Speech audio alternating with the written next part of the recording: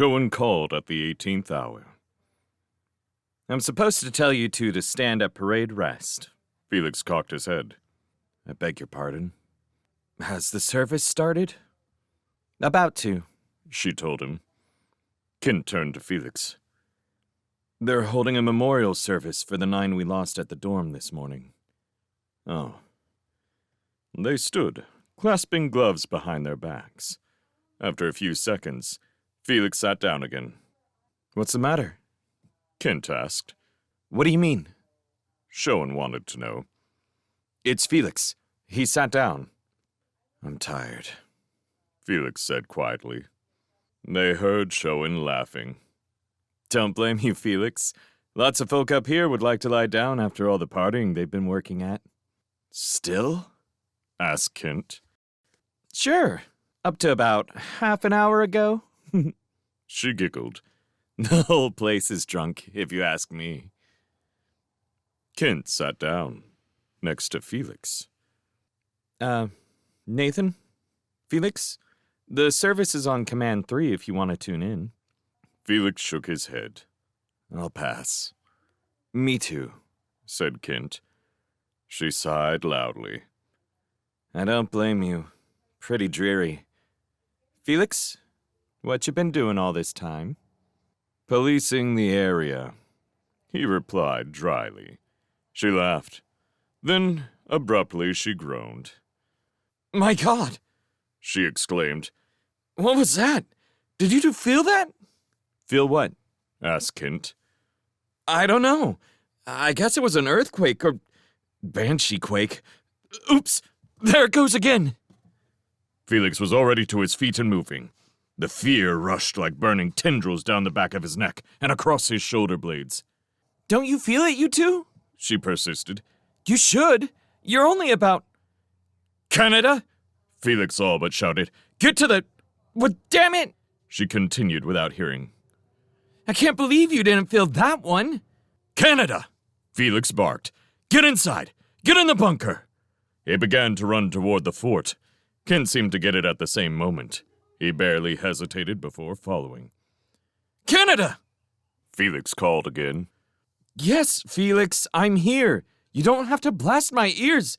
Are you doing it? Are you going to the bunker?" "Well, no. Why should—" "Damn you, Showen!" Felix snapped. "You want to die?" "It's just a tremor, Felix. Get hold of your—" "Showen! That's no quake! Remember where you are! Remember what lives here! What lives underground! Get everybody inside!" There was no reply. "Canada?" Kent called. "Canada! Answer!" Her scream began as a low whimper, plaintive and childlike, before swelling suddenly, horribly, across the spectrum like it burst forth as the blood-curdling cry of a grown woman, gripped by ultimate terror. "Oh, God! Felix! Ants! Ants! Ants! Ants! Ants!" There was no one in sight as they streaked to the foot of the forward wall. Felix glanced briefly at Kent, rolling alongside. He had told the other man nothing to tell him. Don't panic at what you see. Nothing else could mean anything. Kent had soaked it up like a sponge. "Jump onto the wall, not over it," Felix cautioned him one final time as they leapt side by side into the air. "This is the only way home," he reminded himself. He was unprepared for the sight. It stunned him. It staggered him. He could not, would not, believe it for the first precious idle instant. Writhing slaughter swirled beneath them. It was jammed tight from wall to wall. It was a nightmare. Thousands of ants. "Oh my God," Kent gasped, as though wounded already. For the first few seconds, it was hard to distinguish any detail. Then, a warrior was spotted. Then another. Over there, a mob of 15 or so wedged back to back and going down. Another smaller pack there, a group of 50 scattering. A lone suit frozen in traction mode. Another obscenely imploding. Blazers sweeping wildly, panicky over their heads. The main seal was buried from sight behind the trembling horde fighting to enter it. "Wake up," he screamed to himself. "React! Erupt!" But he only stared. "There's thousands of them! How? How?" Kent wailed. Felix shook himself. He scanned, pointed. There were 3 roughly circular holes in the northeast corner of the compound. Ants poured from each. Faded ants, he saw then. The tired ones they had fought that last time. Weak but so many. So many. "Come on," he said to Kent, and rushed along the top of the wall to the corner. He unclipped 3 blaze bombs as he moved. He dropped the first 2 in the first 2 holes. The third was partially blocked by a bright orange engineer's pea suit being carried, struggling down into oblivion. Felix hesitated but a moment on a man he could do nothing for, then dropped the third bomb into the darkness where the orange had just been. Kent looked sideways at him, then back down as the bombs blew. Sand, dust, ants, and quite a bit of orange material vaulted up from the shadows before raining back upon the collapsing sides of the holes. "Not much," Felix muttered, almost to himself. Something. Above him, the barrel of a blazer cannon pointed into the sky. Hey. He hopped up into the cockpit, stomping down hard on the swivel bar. It rotated smoothly to the right and stopped, pointing down the length of the outer wall. He tried the other direction. The barrel stopped again, just as before. A safety measure, of course. He kicked the turret as hard as he could. Then he hopped off. He tried adjusting the gearing directly. He tried altering the mechanism underneath. He even tried lifting the entire assembly from its anchor. But it wouldn't budge. "Here," said Kent, shouldering him aside and grabbing hold of each end. With a single heave, he ripped the turret, the chair, and the cannon right up out of the wall. "Grab that," added Kent, indicating the ruptured foundation rod with a massive nod of his great blue helmet. Felix grabbed it, planted his feet firmly, and tried to keep from being thrown into the killing by the violent torque of Kent, ripping the cannon free from the rest with a single twist of his armored wrists. Felix knew he'd have to take the time to be impressed by that someday. "Where do I shoot? There's people in them and—" Felix pointed to an area just in front of the main seal. A defensive formation of sorts had formed, but there were so many ants, and so many who didn't know what to do, and so many more without weapons, only pea suits that seemed to be tearing whenever he saw them, ripping and flapping and— "Just there," Felix said shortly. "Protect the bunker door."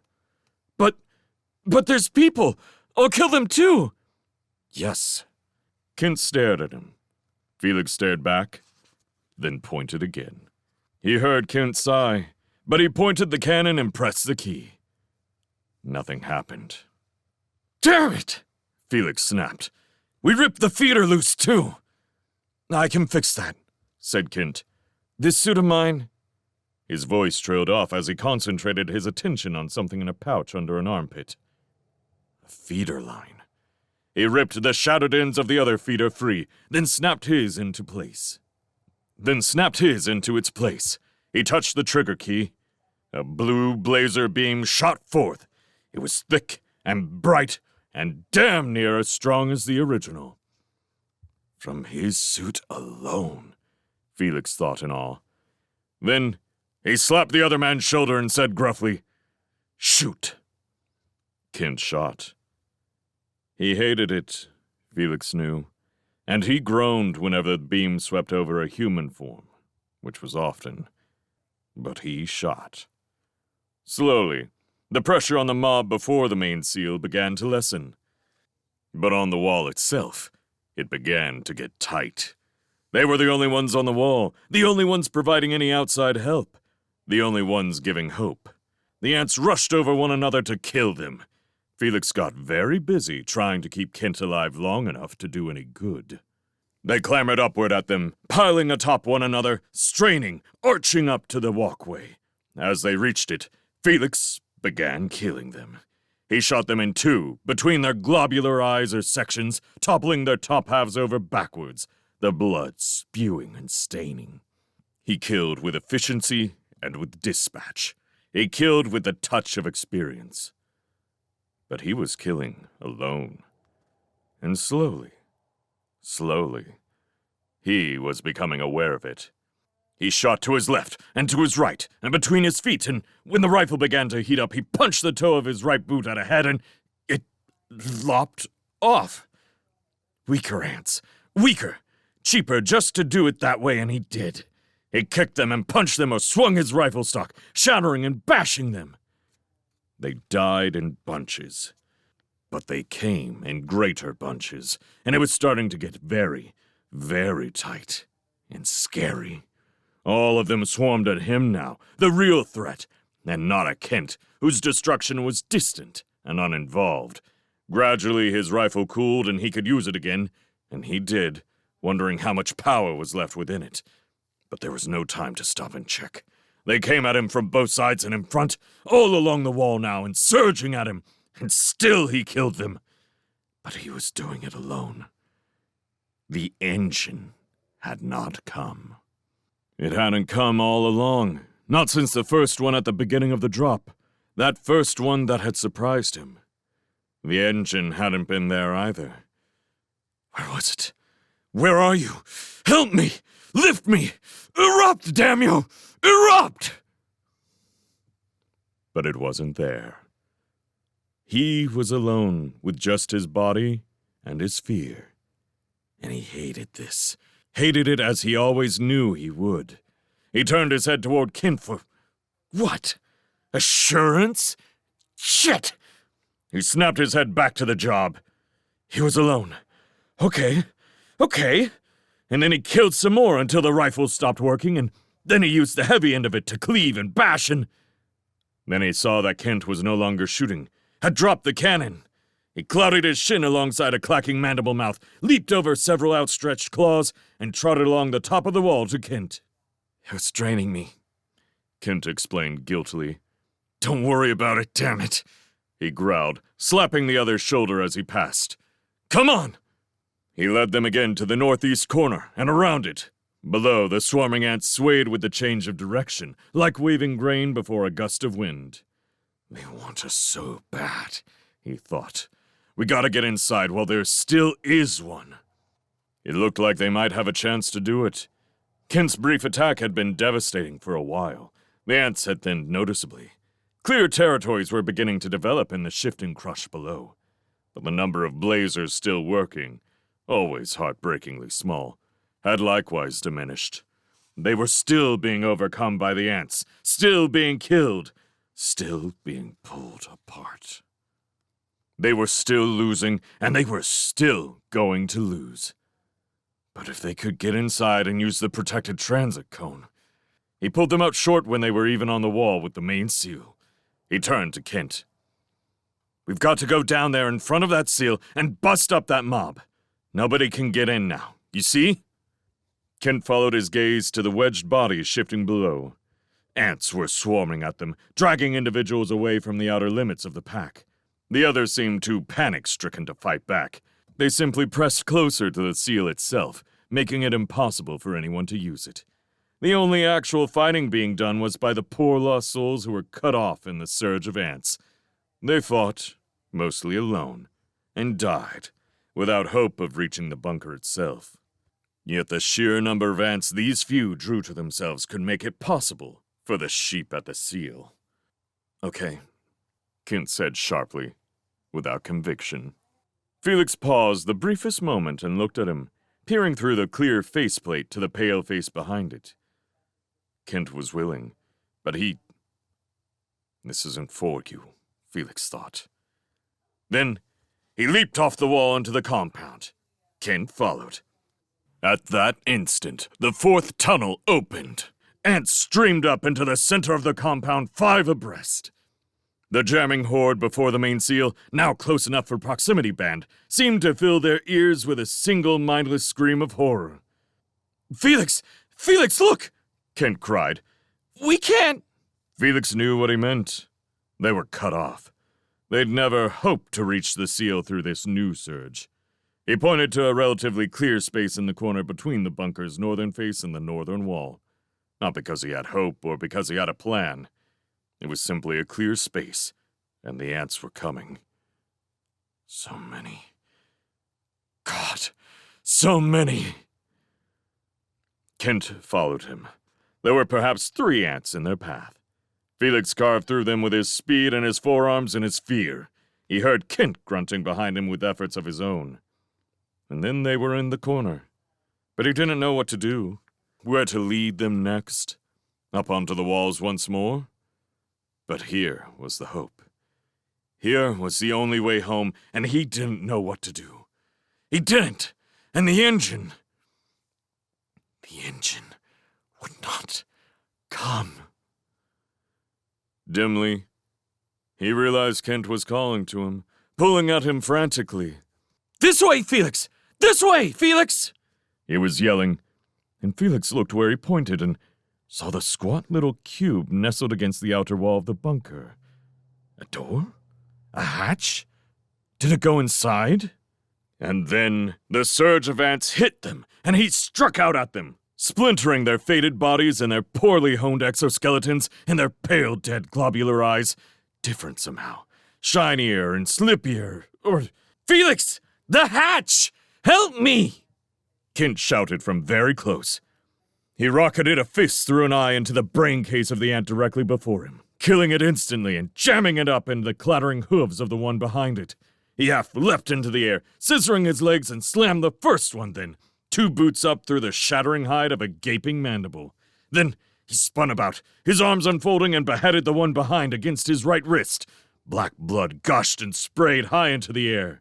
But he was gone when it fell, jamming past the bodies of the dead and reaching the claws of the deadly to Kent, who stood miraculously beside the open hatch, the handle of the hinged door in his hand. His other arm was out before him, blazing apart the rush with a pitifully translucent beam. "Inside!" Kent yelled. Felix nodded, already in the air. They dropped together into the darkness. The hatch slammed shut over their heads as they struck bottom, 5 meters below. It was dead still. Absolute quiet. Absolute emptiness. "Where the hell?" Felix asked. "Don't you know?" asked Kent, bewildered. "Just tell me, Kent, 'cause nobody else has, right?" Kent hesitated, taken aback briefly. Then he hurriedly explained. "This is the concussion cellar. In case of artillery, the air in here is supposed to compress instead of the walls of the bunker." "Oh. Does it work?" Kent shrugged. "It's new. Can we get inside the bunker from in here?" "Huh?" Yes, we can! I forgot! Here, down the passage!" The chamber they were in was 10 meters square. At the far end of it stood a heavy plasteel door. Kent reached to grasp its oversized handle. "There's a passage behind here that leads to a..." "Shit! What's the matter?" Kent jerked at the door. "It's stuck!" "Perfect!" Felix snarled. "Wait a minute," gasped Kent. He took his glove from the handle and placed it flat against the door itself. Holding it so, he worked keys on the inside of his forearm with his other hand. Suddenly, he jerked back from it, banging into Felix. "What's the matter?" Kent looked at him. "Ants." He pointed a finger. "Behind the door. Lots of them." Felix stepped up, placing a hand on the plasteel. "Trying to get through, you think?" Kent shrugged. "I guess. Something's jammed it."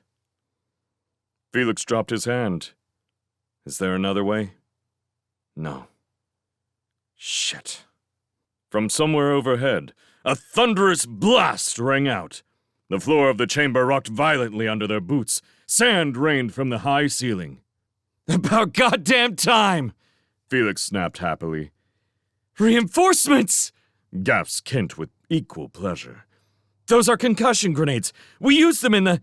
A second blast rocked them, followed by a third and fourth in quick succession. The floor trembled crazily. The walls bowed inward, shimmering. The falling sand became a continuous cloud. Kent laughed uneasily. "If they're not careful, they're gonna..." A searing, bursting shockwave slammed them to the floor. The walls across the chamber buckled and split, spewing a huge chunk of plastiform into the ceiling. The ceiling, already bowing, split in turn. Great plastiform beams tore loose from their moorings and crashed to the floor all around them. Several holes burst open in the ceiling itself. Sand poured through in huge quantities, piling into cones that spilled toward them. "Look out!" Felix warned Kent as a chunk fell heavily to the floor just behind him. "Oh, God!" Kent screamed, pointing back the other way. Felix turned to look just as the great plasteel door exploded from its hinges. Ants boiled out of the choked passage toward them.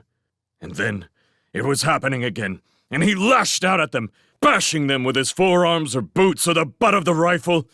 But without the engine and its strength, alone still and knowing it, only his experience and his fear and the knowledge of nowhere else to go, Kent, no killer, was awesome still. He obliterated them with the thunderous sweeps of his fists. He lifted chunks of plastiform and threw them. He threw beams, too, and sand, and much, much fear.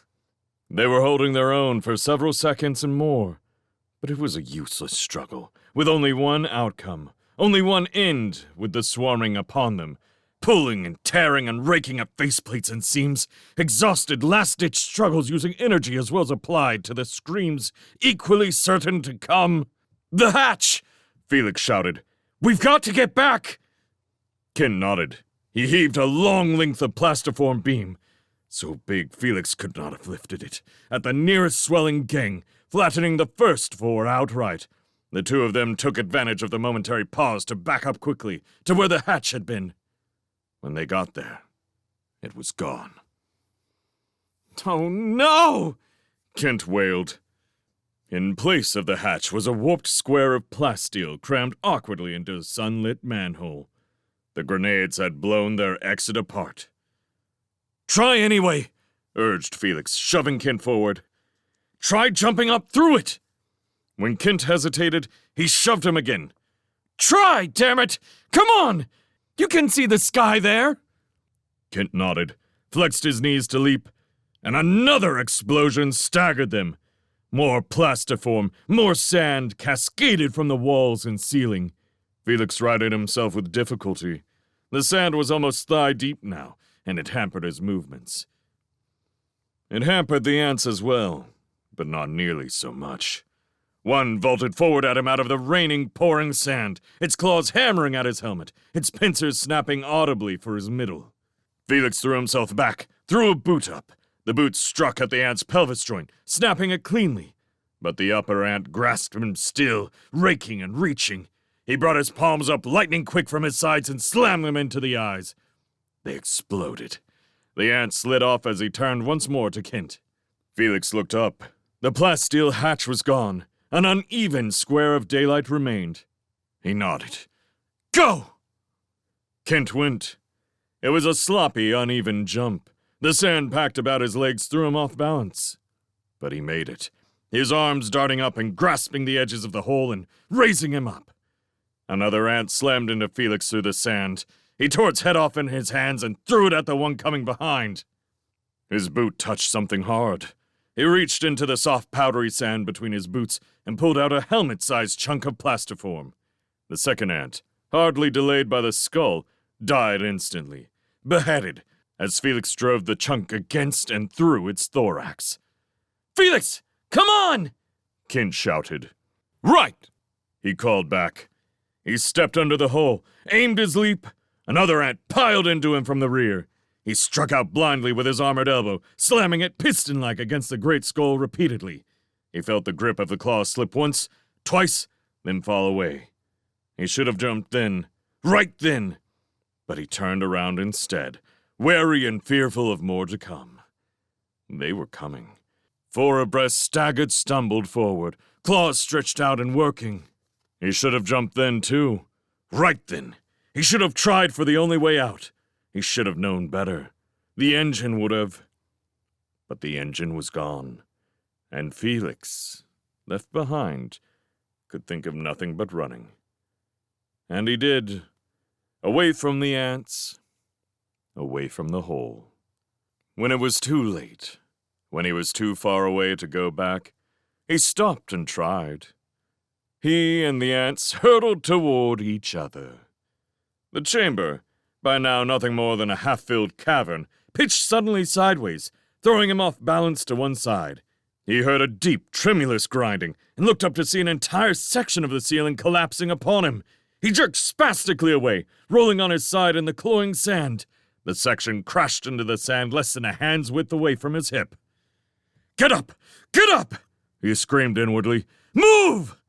And he did, rising quickly but unsteadily. Too much at once, and the ants... God, I'm so sick of... Felix! Felix, where the hell are you? I'm here! I can't see you! Nor could he make out the hatch. It was almost completely blocked by the debris. And the ants... crushed, he saw a second later. Some of them. How close they had been. Then he saw the sunlight. The hatch, he thought, and lurched forward. But it wasn't the hatch. It was a thin fissure opened by the shifting cavern.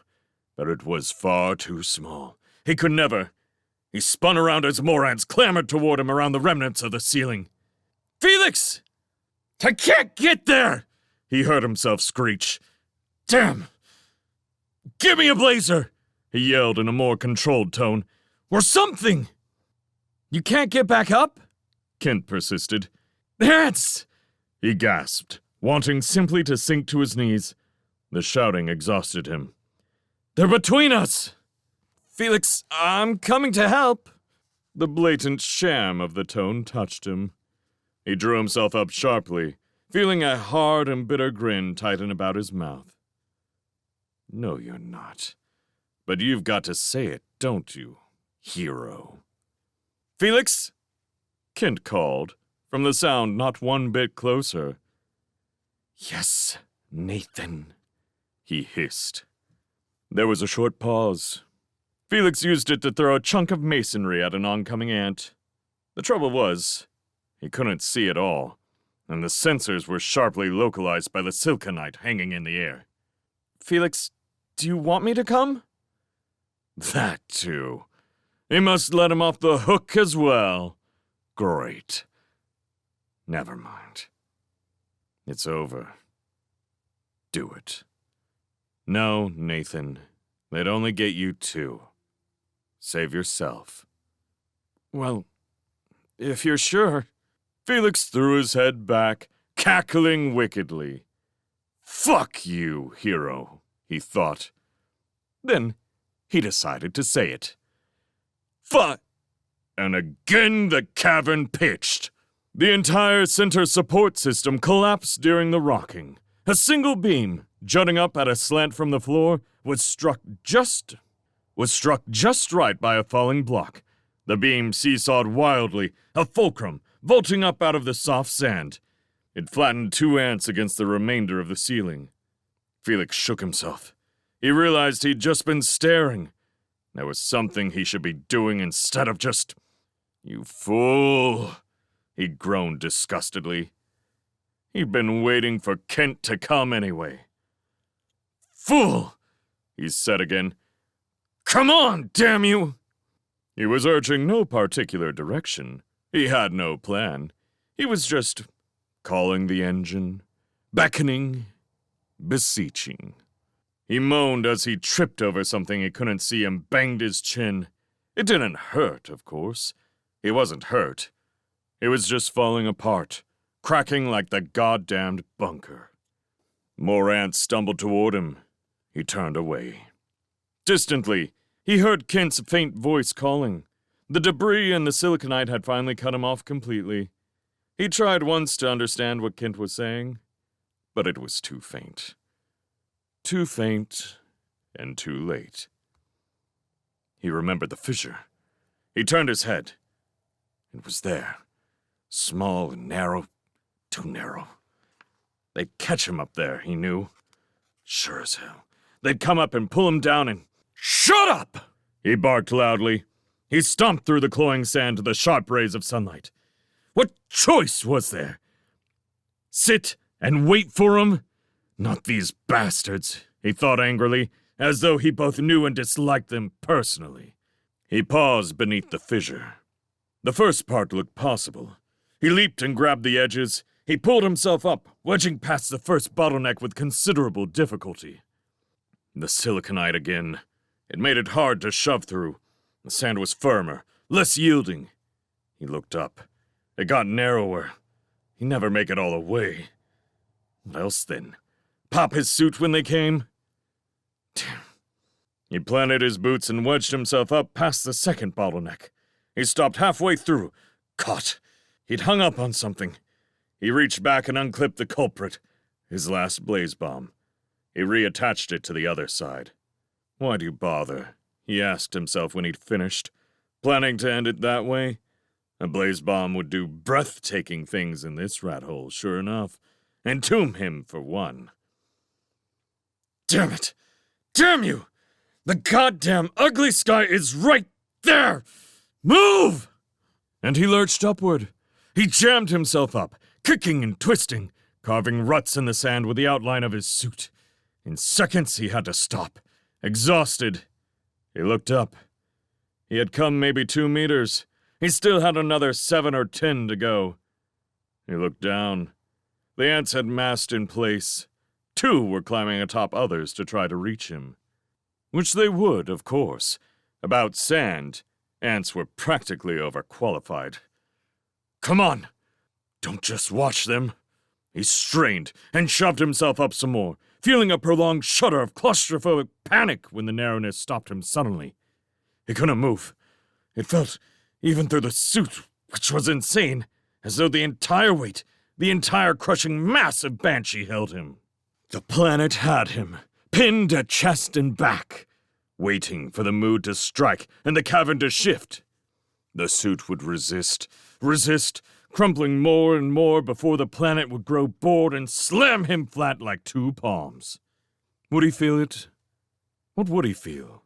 His organs spewing through his mouth, perhaps? Damn you, Felix! And he flung himself up once more, either to pop loose or to jam irrevocably. One or the other. He felt something touch his foot. He jerked it up, looking down. An ant was just below, but it seemed to be jammed as well. Experimentally, he lowered his foot again. The ant strained its claws upward and grazed the sole of the boot. Nothing else. It couldn't reach him yet. Not yet. But it would. It would work its way free. And soon. He arched, bucked, warping his spine and dragging at the siliconite sheen. He thought he felt something give. He mustered his energies for one major push. The land, the cavern, the walls of the fissure, all shuddered with the sudden tremor. The walls closed in on him, just a bit. They stopped, shaking. Then they closed in a bit more, and then some more. Then it stopped. The last movement, the last shifting, the last hope. If he hadn't been caught before, he was now. I'm dead, he thought, and rested his faceplate against the sand. He closed his eyes. Odd how he could hear nothing, even with the sunlight on him. Siliconite was a great tool, all right. Like those concussion sellers. He sighed. I'm so tired, he thought. And then he thought, Kent, you worthless, timid, everybody's hero bastard. Oh, but why not? Why the hell not? If it had been the other way around, he'd have done the very same thing. Except, of course, he wouldn't have, he realized with a mournful groan. He would have helped. That's what hurt. For Kent. Fleet's Kent. Forrest's Kent. He'd have hopped down that hole swinging. In a scout suit, no less. Never mind the awesome might of Kent's custom build. But why? Why? How had this happened? How had he folded so badly, so quickly? He glanced down. A second ant had joined the first. Not long now. He glanced at the time, shook his head, looked again. He had been alone almost half an hour. He was sure of it, because he remembered looking before when he had to stop and transfer the... What an insane idea. Quickly as a striking snake, his hand reached down and snatched the blaze bomb loose. He held it firmly pressed against his faceplate. Exhilarated, sweat broke out. No way, of course, he thought, grinning delightedly. Still, it was nice to kill a few. Yep, he said to the bomb. Killing them is better than getting peeled.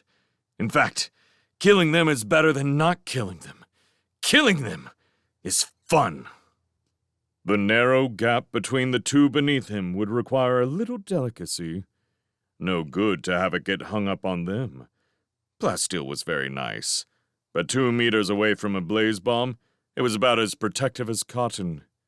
Of course, it would unstick me. Maybe it didn't matter.